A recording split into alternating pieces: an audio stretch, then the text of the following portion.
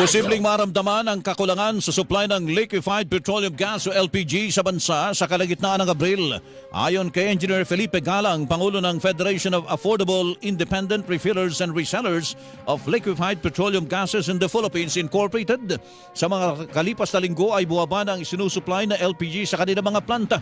Bukod sa kumunting supply, mayroon na rin mga planta na pansamantalang tumigil sa operasyon dahil hindi na talaga nabigyan ng supply. Dati ho, kami araw-araw ang bawat isang planta namin bumebenta kami ng isang 25 metric tons a day. Kung minsan 40. Ilang cylinder po yon?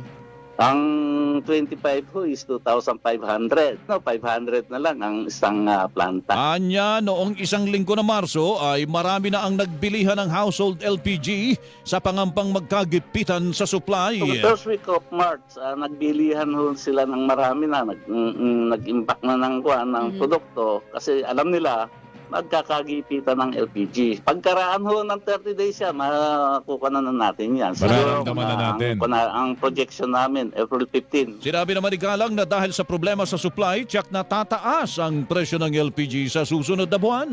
Mga April 1, tataas na naman ho yan. At saka hanggang April 15, baka wala pa tayong mabiling LPG. Nako. Ang tinig ni Engineer Felipe Galang, Pangulo ng Federation of Affordable Independent Refillers and Resellers of Liquefied Petroleum Gases in the Philippines Incorporated.